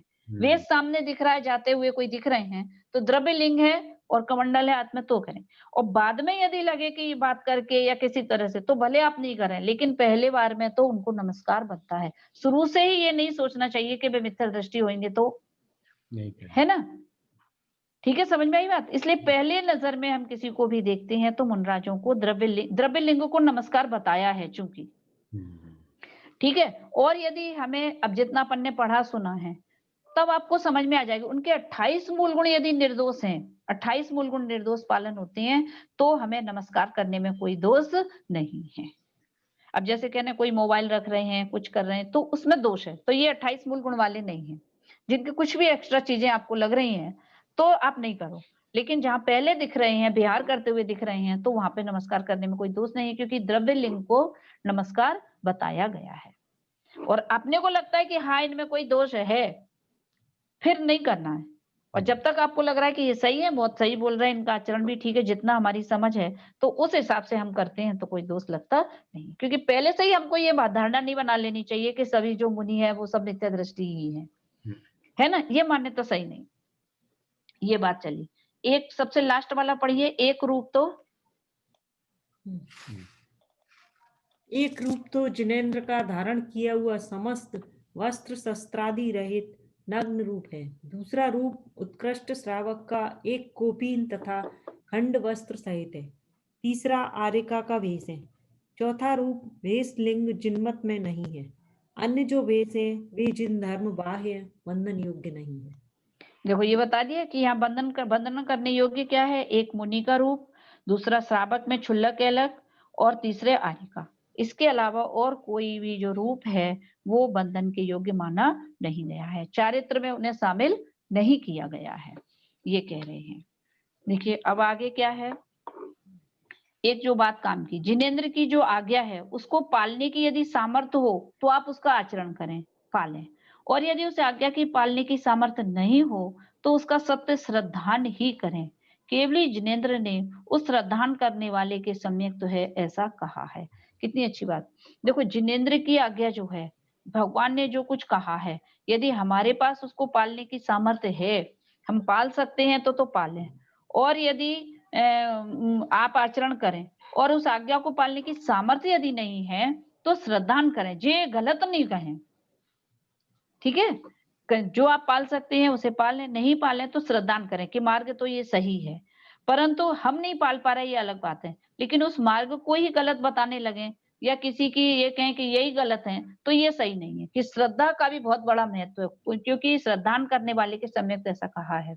जैसे अवृत सम्यक दृष्टि है तो वो क्या करता है, कुछ भी पालता नहीं है, लेकिन उसकी श्रद्धान में क्या रहता है कि जिनेंद्र भगवान का कहा हुआ धर्म ही सत्य है। तो हम सबको भी व्यवहार से भी इतना समझना चाहिए कि जिनेंद्र भगवान ने जो मार्ग बताया है वही सत्य। बहुत से लोगों में क्या होता है कि अभी तो अपन इतना जैसे स्वाध्याय जो नहीं करते हैं तो वो क्या होता है हर बात को काटने लगते हैं, किसी भी चीज को आलू में जीवे किसने देखे हैं तो आप कैसे कह रहे हो, आपकी तो बात ही अलग। मतलब जिनेंद्र भगवान ने कहा हमारे पास कोई लॉजिक नहीं है, हम नहीं कह रहे कि हमारे मालूम आलू में जीव है कि नहीं। शास्त्र में लिखा है जिन आज्ञा, उसमें 10 प्रकार के संयुक्त कहे हैं, उसमें एक है आज्ञा संयुक्त। भगवान ने कहा है, अब जी इतनी बड़ी बात विदेश क्षेत्र की बताई, कौन ने कही है, किसने देखे, कोई साइंस ने देखे कि नहीं, विज्ञान ने देखे कि नहीं। अब किसी ने नहीं देखे तो माने कि नहीं माने, है ना। तो कह रहे कि अपन को अंदर में ऐसी, और ये वाले में स्वाध्याय के बिना हो नहीं पाता है। जब आप स्वाध्याय करते हो तब आपके दिमाग में आता है कि हाँ ये बात सत्य है। श्रद्धा, जब हम सम्यक दर्शन कर रहे हैं तो उससे पता है क्या हो रहा है, अंदर अंदर एक काम, दर्शन मोहिनी हल्का पड़ रहा है। उस जो मोहिनी हल्का जो पढ़ रहा है तो उसमें हमारी ऐसी बुद्धि अब हो रही है कि जो हम पढ़ रहे हैं तो उसमें हमको लग रहा है कि हाँ ये सही है, अच्छा भी लग रहा है और सच्चा भी लग रहा है। दो चीजें, अच्छा लगना अलग है और सच्चा लगना अलग है। तो ये स्वाध्याय से हो रहा है ये। बाकी आप पहले अपने आप को देखो, हर बात को हम लोग मानते ही नहीं थे, ऐसे कैसे कह दिया, ऐसा हो ही नहीं सकता। बहुत लोगों को हमने देखा, एक को हमने देखा काफी उम्र वाले थे वो, तो उनसे हमने कहा कि ऐसे ऐसे शिखर जी में बताया कि देखो ये सुमेरु पर्वत है, रचना है ना वहां पे बहुत अच्छी। आप अब आप जाओगे तो आप ध्यान से देखोगे, आपको सब चीजें स्पष्ट समझ में आई, क्योंकि बहुत अच्छी रचना है मध्यलोक में। मध्यलोक आप जाना तो अब आपको दिखाई देगा वो सुमेरु पर्वत और वो सब कुछ। तो उनसे हमने कहा देखो ये सुमेरु पर्वत है, ये मैं, तो उनने क्या बोला, साइंस इसको नहीं मानता तो हम भी ये बात को मानते नहीं। काफी बुजुर्ग लोग थे और उनका ये जवाब था, हम नहीं मानते कि सुमेरु पर्वत है। तो हमने कहा फिर महावीर भगवान को मानते हो तो जो कैसे मान लेते हो आप, वो भी तो नहीं देखे आपने। जो है कि नहीं, जो एक बात नहीं मानेगा तो महावीर भगवान थे ये कैसे मान ले रहे हो आप। क्योंकि जैसे सुमेरु पर्वत भगवान ने बताए वैसे महावीर भगवान भी बताए, तो एक पे श्रद्धा और एक पे नहीं, तो ये नहीं हो सकता। तो इसलिए कह रहे हैं कि अपन को श्रद्धान सच्चा रखना चाहिए, क्योंकि अभी हमारी जो भूमिका है उसमें श्रद्धा का बहुत बड़ा महत्व है। आचरण में जितना कर सको, नहीं कर सको तो पालने में, जैसे रात्रि भोजन त्याग है, जैसे अपन चल रहा है ना, आचरण की बात चल रही है, तो रात्रि भोजन यदि हम नहीं छोड़ पाते हो तो नहीं, कोई बात नहीं, लेकिन ये सोचो इससे कुछ नहीं होता। अब तो अब ऐसा, वो पहले लाइट नहीं थी ना, तब रात्रि भोजन का दोष था। अब तो इतनी बड़ी बड़ी लाइट लग गई है, अब तो इतना उजाला हो गया, तो अब वो बात नहीं है। तो ऐसी बातें हमें नहीं करनी चाहिए कि नहीं जिनेंद्र मतलब जिनवाणी में ये कहा गया है तो वास्तव में रात्रि भोजन हमें छोड़ना चाहिए। हम नहीं छोड़ पा रहे हैं, ये हमारी कमजोरी है, तो अपनी कमजोरी मानना, उस जिनवाणी को ही बदलने की कोशिश नहीं करना चाहिए। बहुत बड़ा दोष है ना। तो ये कहो कि भाई हम नहीं कर पा रहे, भाई ये सही बात, हमारे लिए ये पॉसिबल नहीं हो पा रहा है, तो ये अलग बात है, लेकिन वास्तव में बात तो सच्ची है। और आप बहुत लोग ऐसे भी मिलेंगे रात्रि भोजन नहीं करेंगे लेकिन मानेंगे सही, अब हम भी कर रहे हैं देखा देखी, और श्रद्धा है नहीं, तो उससे वो ज्यादा बेटर है जैसे श्रद्धा है। समझ में आई, किसी को विश्वास है नहीं जिनवाणी पे, पर देखा देखी, अब सब कह रहे हैं, सब लोग सोचेंगे कि अब ये क्या इतनी उम्र हो गई, जब तक रात में ही खा रहे हैं तो अब हमने भी छोड़ दिया, और श्रद्धा का कुछ अता पता नहीं है। तो वो कह रहे हैं कि ऐसा नहीं होना चाहिए, श्रद्धान सच्चा होना चाहिए कि वास्तव में रात्रि भोजन करने में। अभी इनके संजीव जी गोदा के बहुत अच्छे प्रवचन इनके पुरुषार्थ सिद्ध उपाय पे चल रहे थे, तो उसमें उनने बहुत बताया, उनने कहा रात्रि भोजन मांसाहार ही है, ऐसा बोला उनने। उसमें त्रस्त जीवों की हिंसा होती ही है, और जहां त्रस्त जीवों की हिंसा आती है वहां पे मांस का दोष लगता है, ऐसा उनके शास्त्र में भी प्रवचन में उन्होंने बोला है। तो इसलिए अपन को समझना चाहिए। अब इस प्रकार कह रहे कोई भी, अब पूरा इन्होंने सम्यक दर्शन की पूरी महिमा बताई, अब 34 वाला पढ़ लेते हैं। 34 वाला पढ़ेंगे तो उसके पहले क्या बताया कि इस जीव का उपकार करने वाला कौन है और अपकार करने वाला कौन है, इसके लिए इन्होंने श्लोक लिखा है 34 वाला, पढ़िए। न सम्यक् समं किंचित ये जगत्यपि श्रेयो श्रेयश्च मिथ्यात्व समम तनुभृताम भ्रताम नान्यत तनुभृताम। एक बार और पढ़ो तब आपको अच्छे से और स्पष्ट समझ में आ जाएगा। न सम्यक् किंचित जगत्यपि श्रेयो श्रेयश्च मिथ्यात्वसमं नान्यतनुभृताम्। क्या मैं कहना है कि जीवों का सम्यक दर्शन के समान तीनों काल और तीनों लोकों में अन्य कोई कल्याण करने वाला नहीं है, और मिथ्यात्व के समान तीनों कालों और तीनों लोकों में कोई अकल्याण करने वाला नहीं है। सारी बातों का सार ये कह दिया कि संसार में यदि कुछ भी अपने लिए अच्छा है तो सम्यक दर्शन, और कुछ भी बुरा है तो वो मिथ्या दर्शन। अनंत काल तो व्यतीत हो गया, तीनों काल बताए ना, 3 काल और 3 लोक, तो 3 काल बता रहे। अनंत काल तो व्यतीत हो गया, और वर्तमान काल किसको कहते हैं? एक समय ओनली। वर्तमान काल का एक समय वही वर्तमान काल है, और अनंत काल आगे आएगा। ऐसे 3 काल में अधो भुवन लोक में, 3 काल में और 3 लोक में, अधो भुवन लोक 3 लोक में, और असंख्यात द्वीप सागर पर्यंत मध्य लोक, और स्वर्ग आदि ऊर्ध्वलोक, ऐसे 3 लोक में सम्यक के समान जीवों का सर्वोत्कृष्ट उपकार करने वाला अन्य कोई है नहीं, हुआ नहीं और होगा नहीं। जो उपकार इस जीव का सम्यक करता है वैसा उपकार 3 लोक में हुए इंद्र, अहमेंद्र, भुवनेन्द्र, चक्रवर्ती, नारायण, बलभद्र, तीर्थंकर आदि समस्त चेतन और मणि, मंत्र, औषधि आदि समस्त अचेतन द्रव्य कोई नहीं करता है। कितना महिमा बता रहे हैं ये, कि जैसा उपकार सम्यक करता है वैसा कोई नहीं कर सकता। इंद्र हो, अहमेंद्र हो, कुछ भी हो, तो लेकिन वो कोई उपकार नहीं कर सकता, जीव का सम्यक दर्शन ही उपकार कर सकता है।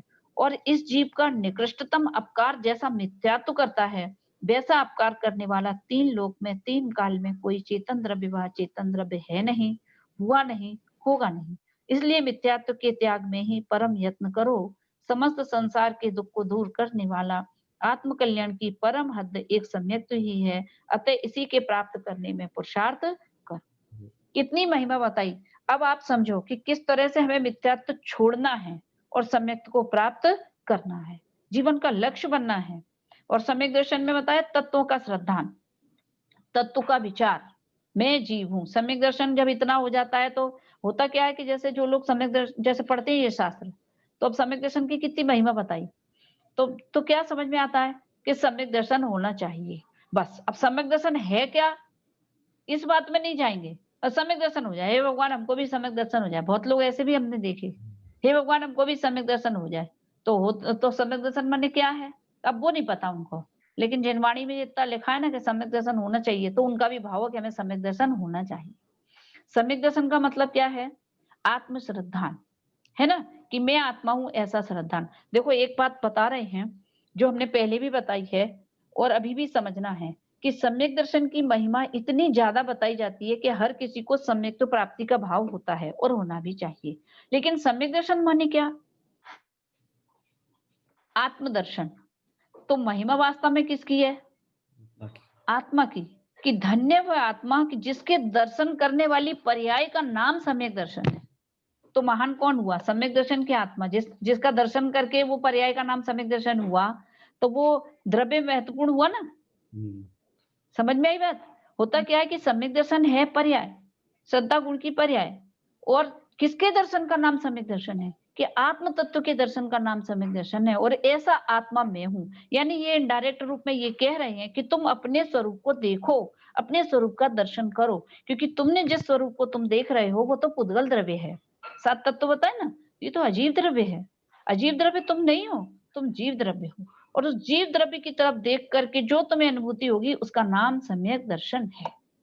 ये डिटेल में जाने से होता है। अधिकांश लोगों को जब ये स्वाध्याय नहीं होता तो अधिकांश लोगों को हमने देखा, हर कोई हमें वो सम्यक दर्शन हो जाने चाहिए, और है क्या चीज वो मालूम नहीं है। एक बात सुन के एक हो गई अधिकांश लोग, कोई सम्यक दर्शन कोई मोक्ष, हमें वो मोक्ष चाहिए। तो एक आती है, एक कहानी ऐसे ही आती है कि एक व्यक्ति था, रोज मंदिर जाता था और कहता था हे भगवान हमको मोक्ष मिल जाए, हमको मोक्ष मिल जाए।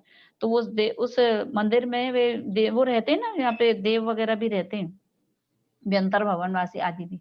तो वे देखते थे कि ये रोज आके कहता है, तो वे प्रकट हुए। उनने कहा तुमको मोक्ष चाहिए तो ठीक है, हम मोक्ष देंगे। तुम्हारे 4 बेटे हैं, एक-एक दिन करके एक-एक बेटे के मरण होगा, चारों बेटों का मरण हो जाएगा और 4 फैक्ट्री हैं, वे चारों बंद हो जाएंगी।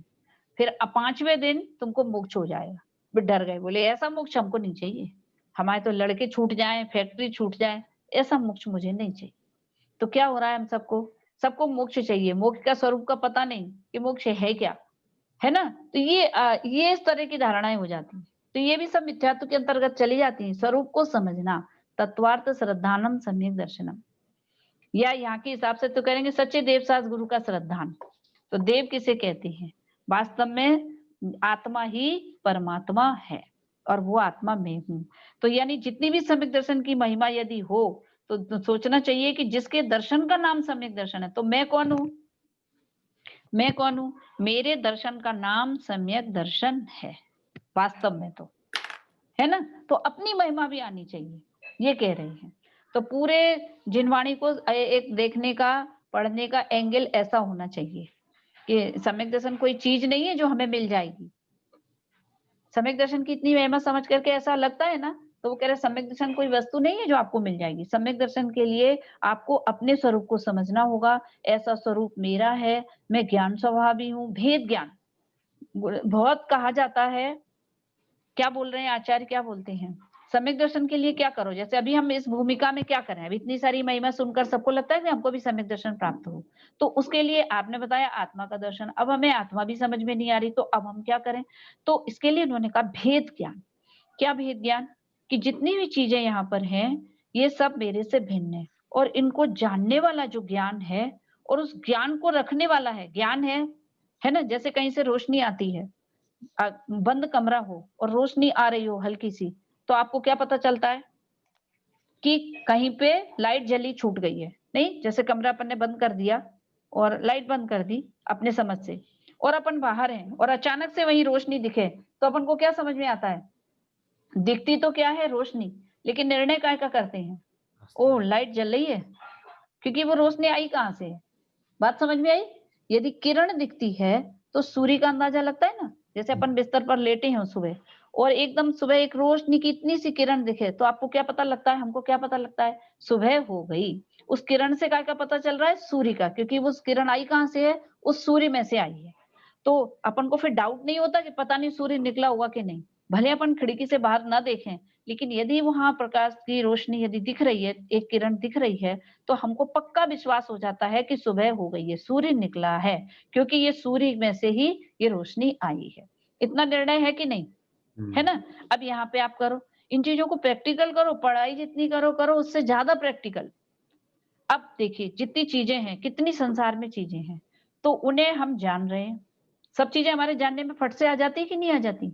तो हम उन्हें जानते हैं, यानी कि ज्ञान है। तो यदि ये ज्ञान है, तो इस ज्ञान को रखने वाली कोई चीज तो होगी। ये ज्ञान जो किरण है, तो ये ज्ञान की जो किरण हमें दिख रही है, प्रति समय हर चीजों का ज्ञान होता चला जाता है। आता किसमें से ये ज्ञान? जैसे वो रोशनी कहाँ से आ रही है, तो हमने झट से अंदाजा लगाया कि जैसे लाइट जल रही है या सूर्य है, तो वो सूर्य है तो उसकी किरण है। तो हमें भी जो ये ज्ञान को जो जानना झट से हम जान लेते हैं, तो ये ज्ञान हमारे पास हो रहा है, तो इस ज्ञान आता किसमें से है? उस वस्तु का नाम आत्मा है। ठीक है ना? और जब ज्ञान आपको प्रति समय हो ही रहा है, तो इसका मतलब उस ज्ञान को रखने वाली कोई चीज तो है। ज्ञानवान जिसे कहो, या ज्ञान को रखने वाली ज्ञानधारी, तो वो जो ज्ञान को रखी हुई चीज है वो आत्मा है, और वही मैं हूं। आप इसको देखो, हम कह रहे हैं ना, ये जो कर्म है, ये ज्ञान करना अलग है और मोह दूर करना अलग है। हमने पहले भी बताया था, और जिनवाणी में लिखा भी है कि सम्यक दर्शन को रोकने वाला ज्ञान नहीं है। अज्ञानता से कभी कर्म मिथ्यात्व तो नहीं होता।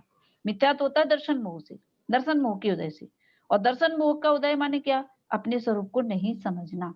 बार बार आप प्रैक्टिस करके देखो, आप देखो ज्ञान की महिमा को, आप देखो अपने इस ज्ञान की महिमा को देखो। अपन जब कभी आप लेटे भी हो, पूरा लाइट बंद है, सब बंद है, आंख बंद है, और आप देखो फिर भी जानना और कितना स्पष्ट जानना होता है कि नहीं?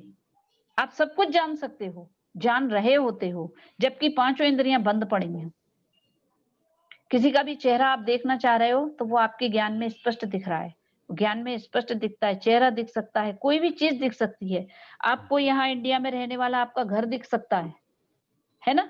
जैसे कि अपन कोई बात कर रहा हो, और अभी तो चलो फेस टू फेस बात हो जाती है, मतलब दिख रहे हैं, नहीं दिखते हुए भी जैसे आपको नहीं दिख रहा है, और पहले फोन चलते थे, तो जैसे अपन ने घर में फोन किया और अब अपन को मालूम है कि किस रूम में फोन है, और अब मम्मी आ गई हैं, तो पूरा सीन आपकी आंखों में क्रिएट होता है कि नहीं, कि वो मम्मी आ गई हैं और उन्होंने अपने हाथ से मतलब फोन पकड़ा हुआ है, तो वो कहाँ पे रखा है फोन, कहाँ पे खड़ी है, वो पूरी चीज बिल्कुल स्पष्ट जानने में आ जाती है कि नहीं। ये काय का कमाल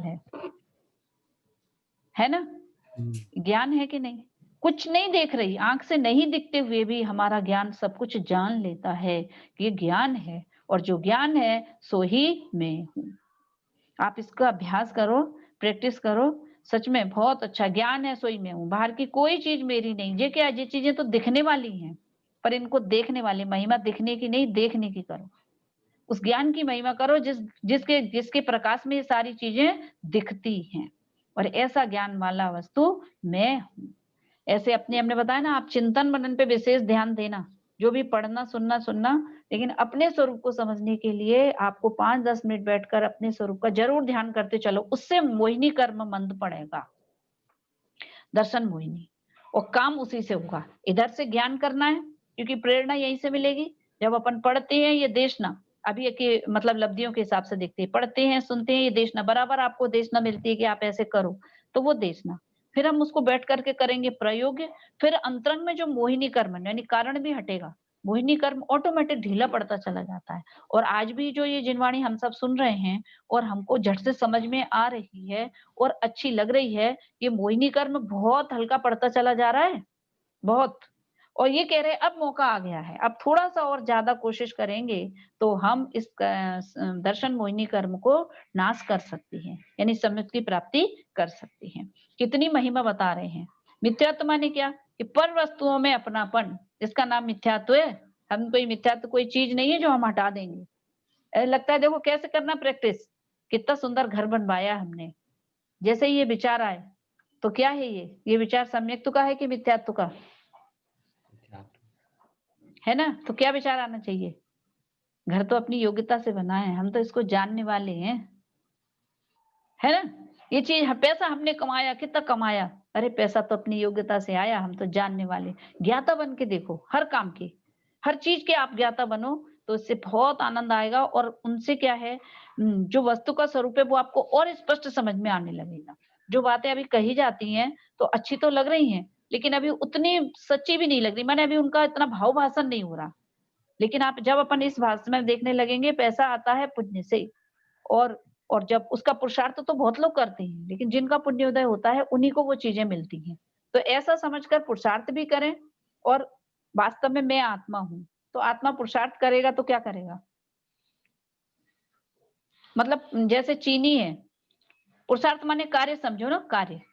चीनी है तो काय का काम करेगी, मीठा करने का, मीठे करने का, और क्या कर लेगी, तो कुछ नहीं। अब मैं आत्मा हूं, क्या आत्मा का स्वभाव क्या बताया, जानना दिखना, ज्ञाता दृष्टा, जानना देख, ज्ञाता दृष्टा, जानना देखना, ठीक है।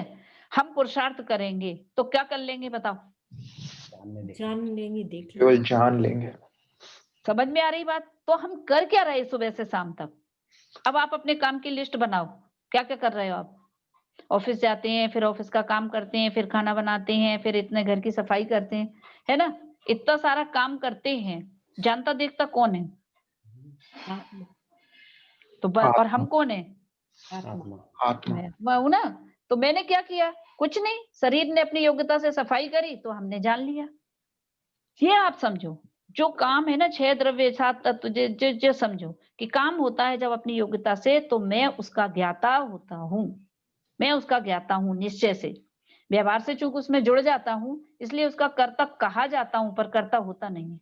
आत्मा कभी भी कर्ता हो सकता नहीं है, क्योंकि करने के लिए हाथ पैर चाहिए, और हाथ पैर तो शरीर के पास है ना? खाना बनाने के लिए हाथ पैर चाहिए कि नहीं चाहिए? और आत्मा के पास हाथ पैर है क्या? नहीं है ना? तो नहीं। खाना किसने बनाया? शरीर ने। अब ये बार बार याद करो, जितना भी ऑफिस का वर्क है, ये सारा काम बाहरी बाहर हो रहा है, मैं तो इनका जानने वाला। निर्भर हो जाओ आप तो। और फिर ये काम कैसा हुआ कि जैसा होना था वैसा हुआ, उस काम का रस भी मत लो।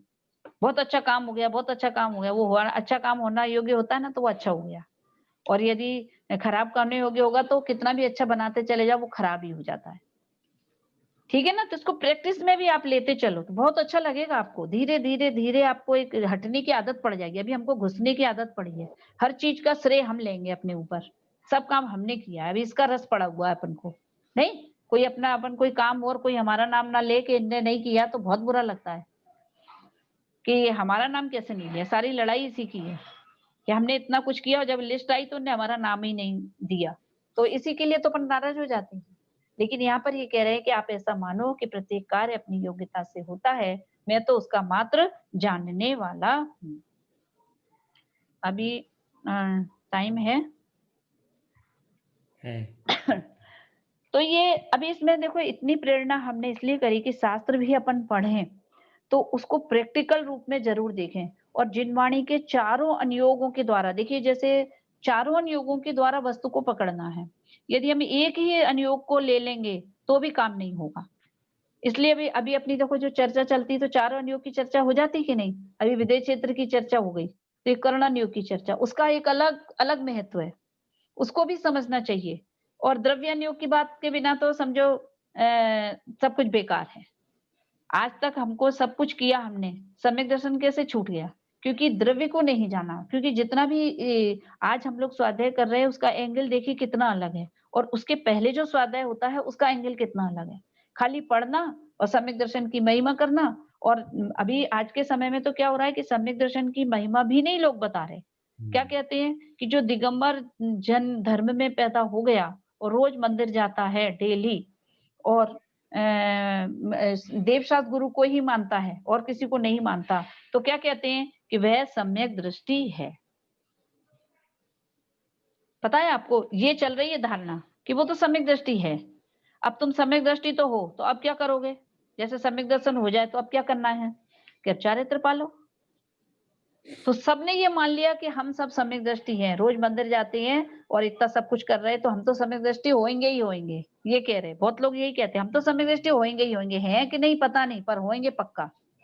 क्योंकि इतना मंदिर जाकर के भी यदि सम्यक दर्शन नहीं हुआ तो फिर बताओ कैसे होगा? तो समझ में आ रही ना? तो मान्यताओं को सुधारो। सम्यक दर्शन कोई अलग चीज है। अपने को इन संयोगों से भिन्न देखना कि ये सब संयोग हमेशा रहने वाले नहीं हैं। इनके प्रति हमारा ममत्व भाव घटना चाहिए। ये 50, 60, 70 साल के लिए संयोग मिला है। पूर्व भाव में जैसे जैसे भाव किए थे उसके अनुसार चीजें मिली हैं। सब चीजों को ऐसे ही समझना है। और कितने साल तक रहने वाला है? कितना क्षणिक है ये। आज के समय में कितनी जिंदगी बची है हमारे पास में और हम लोग कैसे जीवन जीते हैं?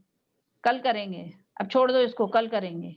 आराम से, कोई चिंता की बात नहीं है। और ज्ञानी लोगों को देखो कितनी कम कम उम्र में दीक्षा ले लेके चले गए, है ना? उनको लगा कि जीवन कितना थोड़ा है। जिनकी आयु लंबी लंबी थी उन्हें लग रहा है जीवन थोड़ा है और हमको लग रहा है अभी आराम से करेंगे, कल कर लेंगे स्वाध्याय, छोड़ दो इसको, बाद में कर लेंगे। चिंता ही नहीं लग रही है। ये मोह है। सच में कह रहे हैं, ये मोह के मारे हमको ये भासित नहीं होता कि जीवन थोड़ा है। बहुत आराम से वो कह रहे हैं ना, मोह नींद से उठ रे चेतन तुझे जगावन को, हो दयाल उपदेश करें गुरु 12 भावन।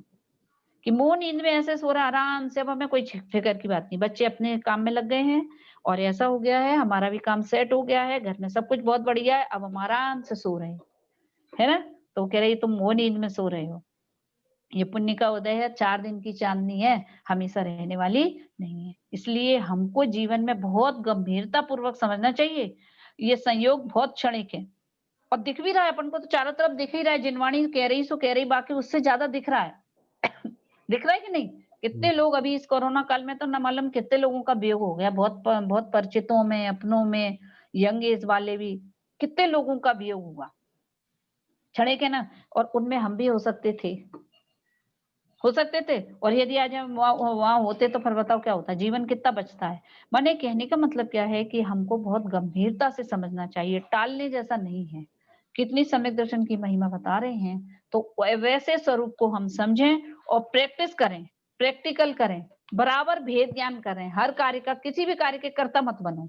एक अंदर प्रैक्टिस तो ये करो, मैं तो मात्र जानने वाला हूँ और ये मेरा पड़ोसी, वो कह रहे शरीर माने पड़ोसी, ये मेरा पड़ोसी है और मैं सबको जानने वाला हूँ। ऐसा आप प्रैक्टिस कर करके देखो, फिर आप देखना उससे कितना फर्क पड़ेगा। जो अपन को जो एकत्व बुद्धि पड़ी ना, ये मेरे ये मेरे ये मेरे, तो वो पूरी बुद्धि आपकी टूटेगी और दर्शन मोहिनी कर्म का उससे नाश होगा। ठीक है, चलिए टाइम तो हो गया। अब इसका 35 नंबर का श्लोक आगे पढ़ेंगे, इसमें बहुत अच्छा बताएंगे, आगे भी बहुत अच्छा आने वाला है, तो अब अपन उसको बाद में करेंगे, टाइम हो गया आपका। चलिए, जिनवाणी